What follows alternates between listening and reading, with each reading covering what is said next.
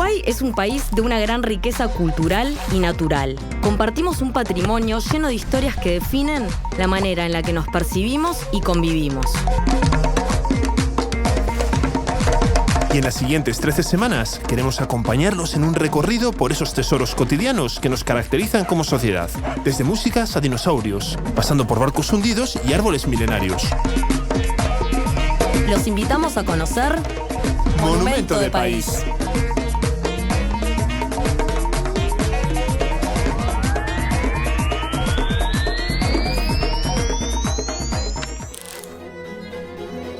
Interesantes cuadros, ¿no, Lucía? Aquí en el Museo Histórico Nacional, bien distintos uno del otro. Sí, me encanta esta parte donde se puede ver toda la variedad de cuadros sobre Artigas, muy distintos entre sí. Sí, es uno de mis museos favoritos, la verdad.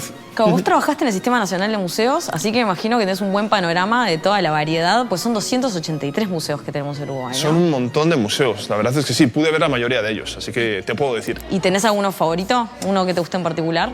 No sabría decirte, a mí lo que se me ocurre, más que elegir un favorito, si te parece, yo te puedo llevar a uno de los que más me gustan. Y a mí me gustaría también que fuéramos a ver uno. Estupendo, yo te aviso de una cosa, y es que el que te voy a llevar a ver yo es un museo clásico, así como de señor mayor, pero está en un lugar súper bonito y está aquí cerca además. Bueno, el mío es un poco más moderno. ¿Sí? Como tú misma eres. Como yo. ¿Te parece? Vamos a verlo. ¿Vamos? Dale. El Museo de Artes Decorativas Palacio Taranco es uno de los 7 museos que gestiona directamente la Dirección Nacional de Cultura del MEC. Abre de lunes a viernes entre 12:30 y 17:30 horas y la entrada, además, es gratuita. El interior es deslumbrante, haciendo honor a su nombre de palacio.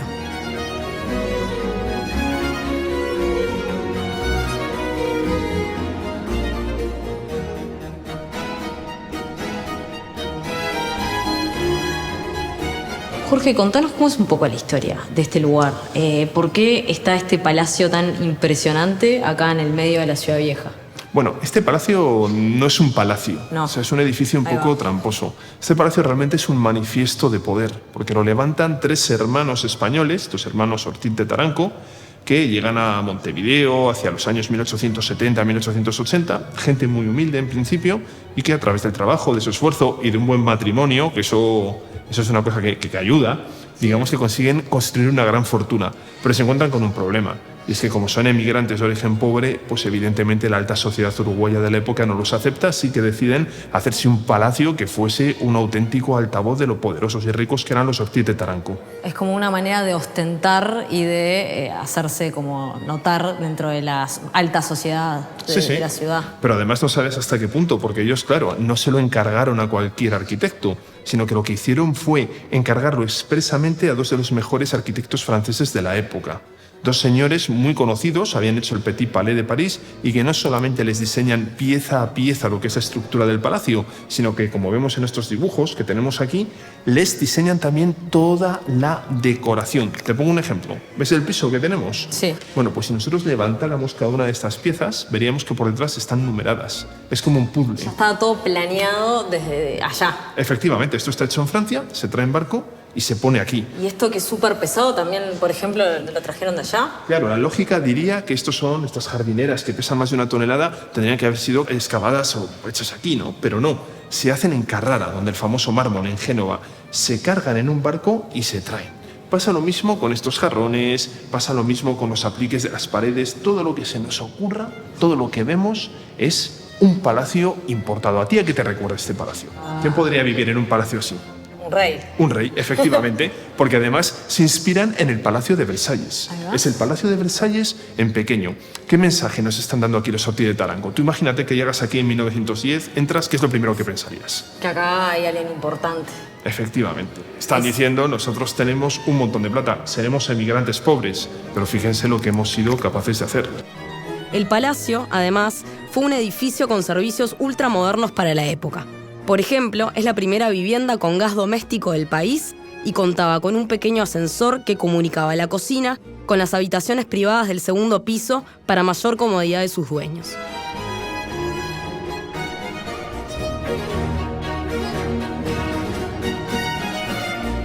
Algo que es muy valioso de este lugar es cómo se fue transformando de una cosa en otra, de pasar a ser la residencia de los hermanos Taranco después fue un ministerio. Sí, de hecho, acá estamos en el despacho del ministro de Instrucción Pública, ¿no? Sí, el Ministerio de Instrucción Pública, que estuvo entre los años finales de los 40 y los años 70, y aquí en esta fantástica mesa, digamos, de gala para cenar, el señor ministro firmaba sus decretos. Y después este lugar fue donado por la familia Taranco para que fuera un museo, ¿no? Claro, digamos que la donación realmente viene un poco antes. En un momento dado, en 1944, cuando los 3 hermanos ya han fallecido, la familia Ortiz de Taranco, en un acto de generosidad, se plantea y dice, bueno, ¿qué hacemos con este edificio estupendo y con la colección que tiene?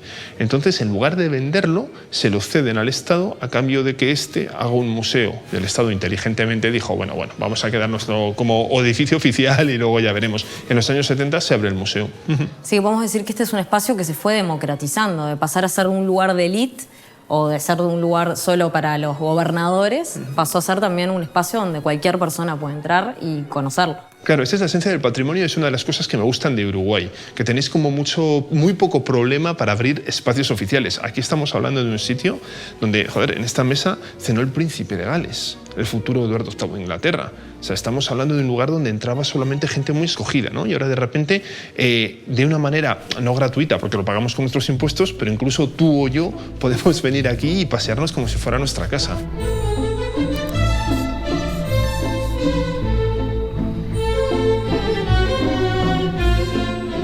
¿Esta baranda puede ser que sea una sola pieza? Sí, la barandilla es de una sola pieza y como el resto del aparato decorativo del palacio, se trajo de Europa.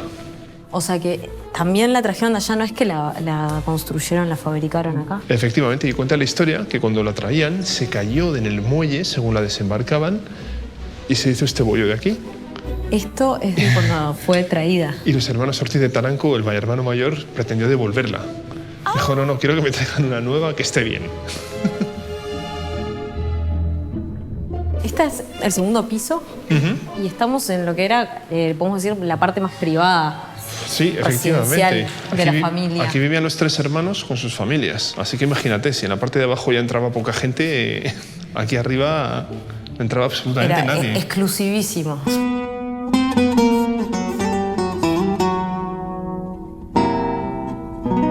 Este de aquí, o sea, si te fijas, vemos un cuadro que en principio no nos llama mucho la atención, ¿no? No tiene como demasiados colores, no tiene como demasiadas... Como muy lúgubre. Muy lúgubre. tenue, sí. Si te fijas, la única luz que aparece ahí viene del cuerpo de la persona que está retratada, que es un señor que además da un poco de miedo. Sí, que simboliza a alguien en especial. Sí, o sea... O quién es el personaje que es retratado en el cuadro. Por eso es un cuadro curioso. Si uno lo mira, aquí están las uñas sucias, tiene un aspecto patibulario. O sea, yo me lo encuentro por la noche, yo qué sé, en el puerto de Montevideo y me cambio de vereda corriendo, ¿no? Pero es un santo. Es un santo. Es un santo. ¿Qué santo tiene perro? ¿San Roque? San Roque. Es San Roque que tiene el perro que le está llevando comida, porque San Roque es el patrón que defendía a la gente y a las ciudades de la peste. Sí. Siempre muestra el muslo, ¿sí?, donde se supone que tendría que haber una herida, lo que pasa que ha perdido la pintura, que muestra la herida de, pues eso, ¿no?, de esta enfermedad. Entonces, aquí, claro, lo revolucionario es mostrar un santo Con esta pinta. con esta pinta de persona normal.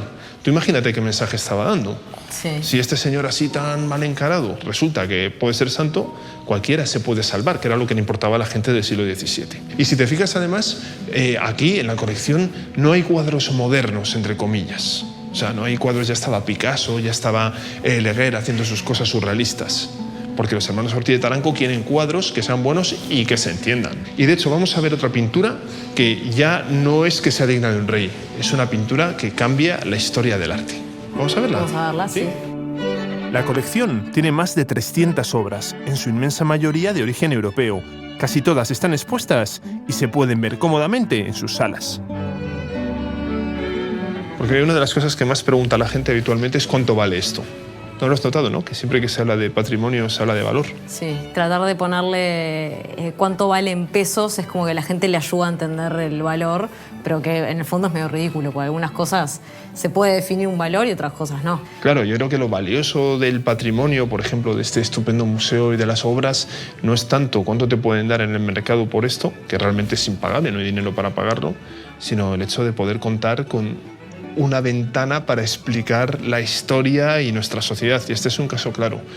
Este es un cuadro, bueno, es distinto del que hemos visto, ¿no? Es mucho más luminoso, mucho más, no sé, mucho más gentil, ¿no? Sí, los colores son mucho más vivos y es mucho más cálido. El otro es absolutamente oscuro. Es una de las muestras más canónicas de Renacimiento. Y esto de aquí es, en el fondo, la tapa de un altar, la predela de un altar. De hecho, si nos fijamos, en los lados están los restos de los goznes, que lo que hacías era como una especie de tríptico que tú lo abrías y se descubría el altar. Era muy normal que en el siglo XVIII, XIX, cuando se empieza a valorar este tipo de pintura, lo que se hace es arrancar los cuadros y se venden. Es probablemente así como Ortiz de Taranco o sus agentes llegan a meterle mano. A mí esa transición me parece interesante, porque de alguna manera, quiero decir, ahora nosotros el arte lo vemos como una forma de ocio, vamos al museo, lo vemos y tal, pero el arte siempre ha sido una manera de demostrar poder.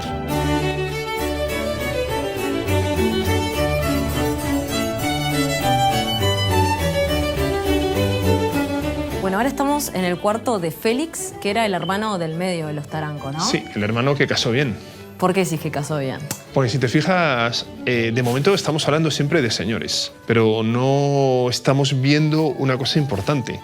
Y es que hay un papel que juegan las mujeres, y en particular una señora muy importante que se llama Elisa García de Zúñiga. Ah, vos dijiste que ellos también se hicieron importantes no solo por su beta comerciante y demostrar todo este poder a través del lujo del lugar, sino también porque sus matrimonios fueron como bastante estratégicos. Claro, sobre todo el matrimonio de Félix, el hermano del medio, porque el hermano mayor, José, murió soltero. Félix casa con Elisa García de Zúñiga. Los García de Zúñiga son una de las familias que más plata, más tierras, más posesiones han tenido, ya no en Uruguay, sino en todo el Cono Sur. Entonces es fácil también, ¿no? Cuando de alguna manera tú tienes detrás pues alguien que contribuye con su fortuna y que le pone apellido, digamos que es más sencillo escalar la pirámide social. Absolutamente. Pero si te fijas, hay pocas referencias, ¿no? Ellos son los que coleccionan, ellos son los que construyen, pero en parte lo hacen con el dinero de ella, y yo estoy seguro de que ella también, digamos, de alguna forma metió... Seguro todo este lugar que recorremos también tiene la impronta de todas las mujeres que habitaron este lugar. Eso es curioso. Podríamos decir que hay un patrimonio visible y un patrimonio invisible, ¿no? Tenemos el patrimonio visible, que es el palacio, que son los cuadros, que son, yo qué sé, la historia de los hermanos, que es como muy atractiva a los emigrantes que se hacen ricos, y luego hay un patrimonio, entre comillas, invisible, que es lo que tú dices. Todo el trabajo que hubo detrás para que esto también esté así, que seguro no es solo mérito de ellos. Claro, y por eso yo creo que es muy importante también tener museos que funcionen bien, para que nos cuenten, para que medien entre esas historias que pueden estar más o menos perdidas en el tiempo, entre estos cuadros que pueden ser difíciles de ver, y luego realmente todas las posibilidades que nosotros tenemos de aprender cómo funcionaba eso en el pasado. Claro, de entender la historia a través de estas cosas, no solo deslumbrarse por su belleza, sino entender qué historia cuenta. El Palacio Taranco, además, está íntimamente ligado a la historia de sus moradores. Su colección no está creada de manera planificada, sino que responde a los gustos determinados de los tres hermanos. Por lo tanto, su vida personal es ineludible para comprender por qué existen tanto el edificio como la colección.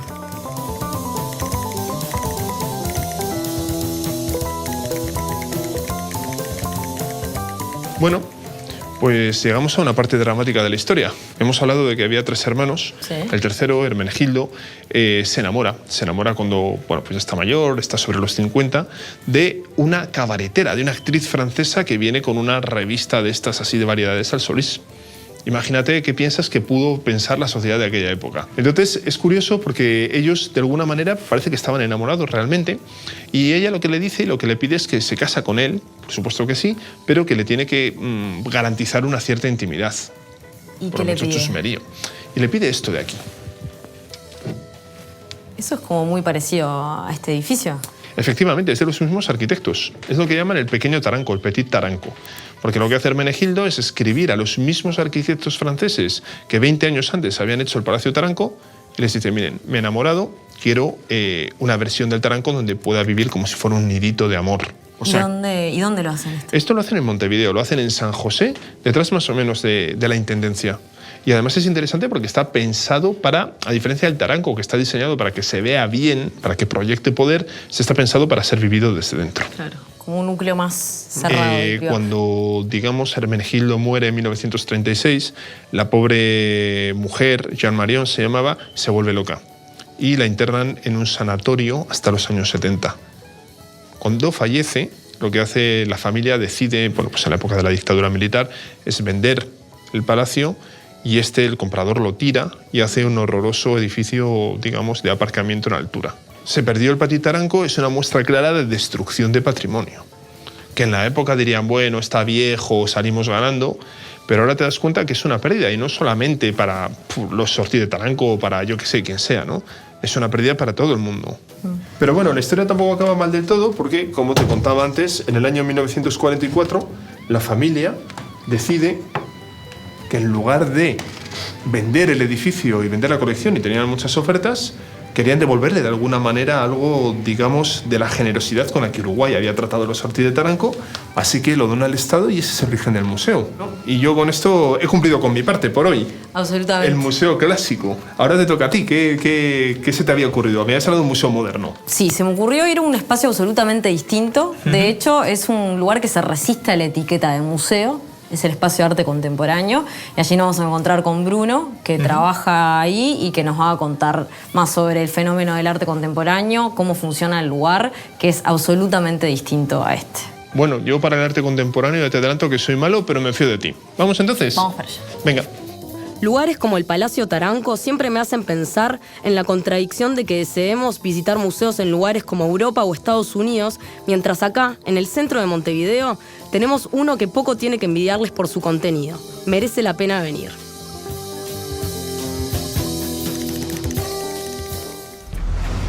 Bueno, Lucía, estamos en un lugar que tiene poco que ver con el sitio de donde venimos. O sea, esto no es Ciudad Vieja, no es Plaza Zabala, no tenemos jardines franceses ni maravillosos palacios.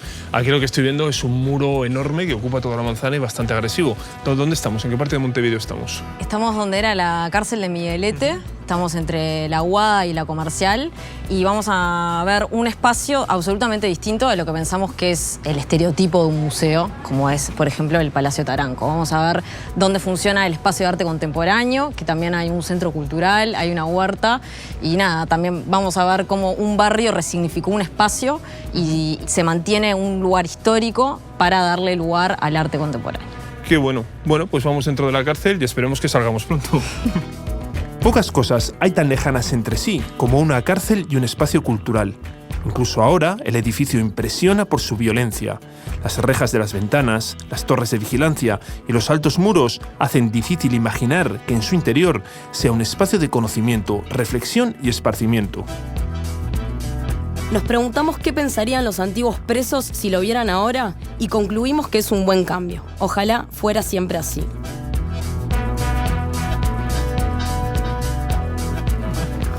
¿Todo bien?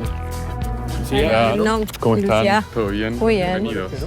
Bueno, Bruno, menudo sitio en el que trabajas. Siniestro es un rato, ¿no? Sí, es un poco siniestro a veces. Es la antigua cárcel de Miguelete. Es la primera cárcel en realidad que se crea en Uruguay. Y en realidad lo interesante es que este lugar en el que estamos ahora es lo que era el antiguo patio norte de la cárcel, y es el único que queda. Si bien el edificio tiene toda la lógica de la cárcel y cuando entremos van a ver que la arquitectura del edificio se mantiene lo más original posible, este es el único espacio que está mantenido casi que al 100% que como se encuentra. Sin intervenir como Con en muy otros poca espacios. intervención, Ahí va. sí.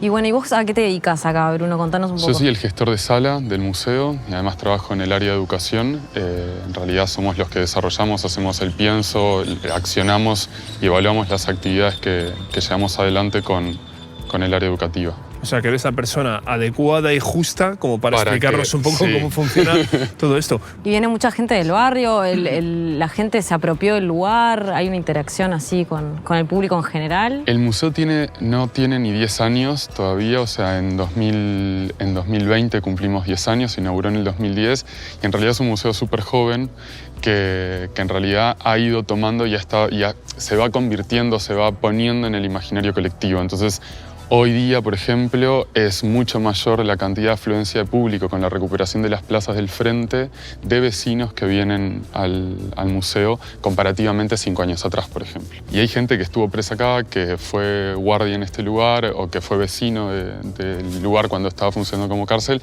que vienen, se acercan y también empiezan a dejar como las historias de las vivencias que pasaron acá. Claro, porque aparte de funcionar como cárcel, fue el INAME en una época y también el Sí, Centro de Diseño sí. en En realidad se inaugura en el 88, a finales del siglo XIX, y ahí en realidad los primeros 10 años es una cárcel mixta. Mirá. Después pasa a ser una cárcel solamente de varones, y cuando cierra funciona el INAME, lo que es el INABOY, y en paralelo funciona el Centro de Diseño Industrial, que está en la parte de Miguelete. Sí, eso es curioso porque entonces aquí lo que tenemos básicamente es, en contraste con el Museo de Artes Decorativas, con el Palacio Taranco que hemos visto antes, digamos que una institución cultural que está situada en un edificio que no está pensado en absoluto como museo, más bien todo lo contrario, y que hay que resignificar. Si quieres, Bruno, podríamos ir al otro patio y nos enseñas un poco cómo estáis trabajando ese tema. Obvio. ¿Sí? Me encanta. Vamos. Dale. Venga, con el carcelero.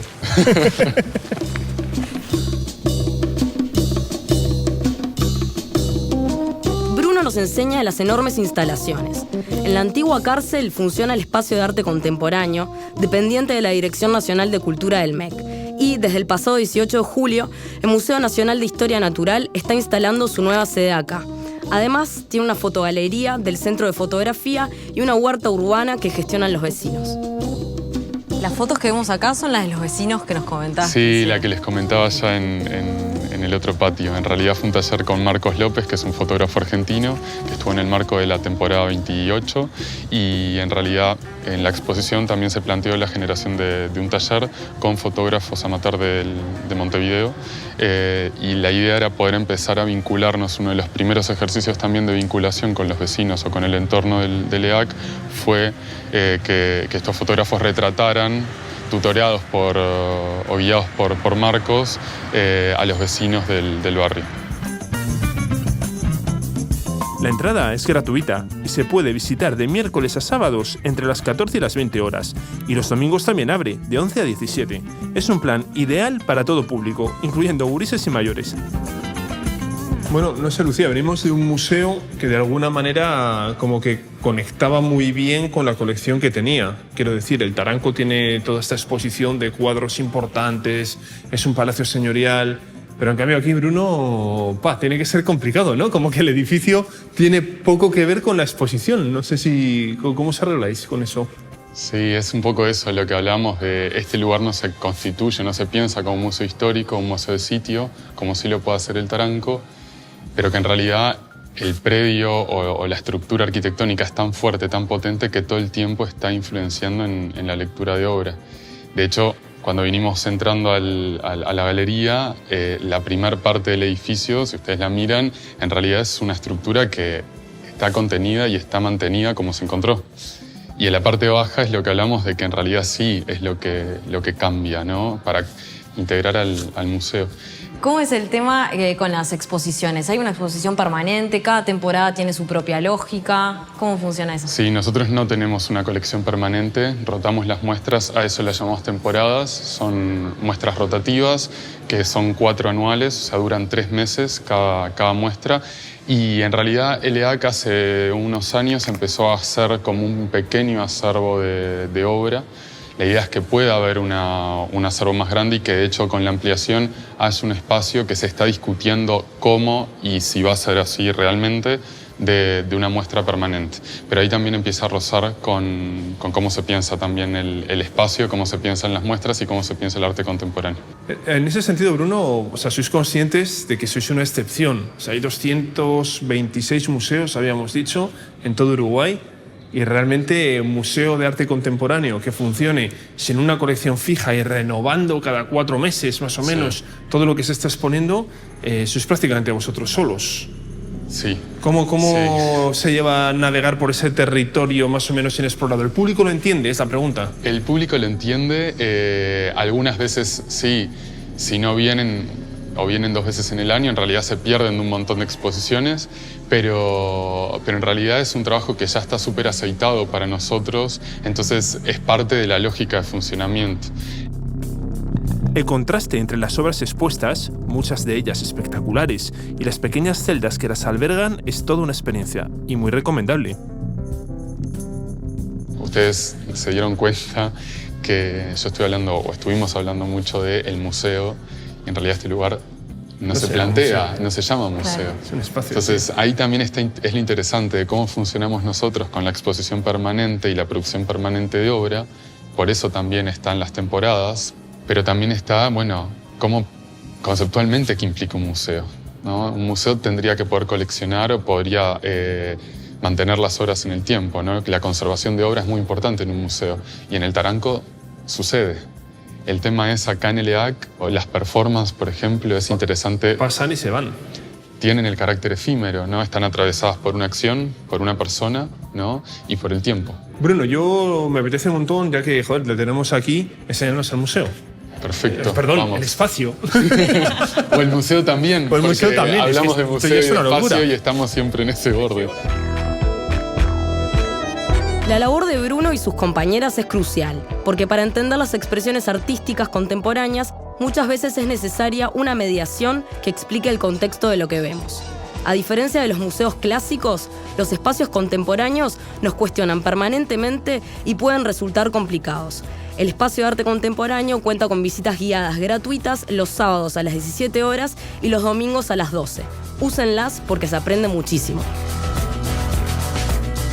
Yo no sé si os habrá pasado a vosotros, pero yo muchas veces he ido a un museo de arte contemporáneo, he entrado, he visto una instalación y he dicho, hostia, no entiendo nada. O sea, no existe ese riesgo, a lo mejor mayor que en un museo clásico, de que la gente salga sintiéndose tonta, entre comillas. Ahí es donde está el fuerte del área de educación, más allá de cómo se piensa o cómo se dispone un montaje. El ejercicio de la mediación de la parte de educación es súper importante para poder abordar los temas o los conceptos que plantee la muestra. Partimos también desde la pedagogía crítica. La idea es que acá se hallan con más incógnitas que con cosas resueltas. Cuestionarse es el camino para conocer. Es lo que hemos hecho hoy. Nos vemos la semana que viene en Monumento de País.